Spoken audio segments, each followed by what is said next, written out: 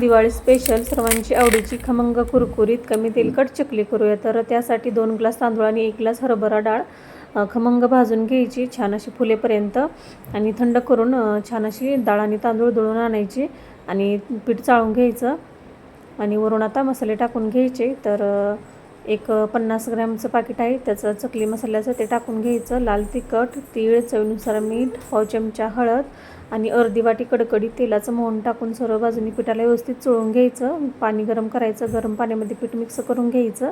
5 मिनटं झाकण ठेवून पीठ वाफवून घ्यायचं. नंतर थोडं थोडं पाणी कोमट टाकून पीठ छान असं घट्टसर मळून घ्यायचं. नंतर थोडं थोडं असं सैलसर करून चकली साच्यामध्ये पीठ भरून घ्यायचं आणि छान अशी चकल्या करून घ्यायच्या आणि कडकडीत तेलामध्ये छान असं कुरकुरीत होईपर्यंत चकल्या तळून घ्यायच्या.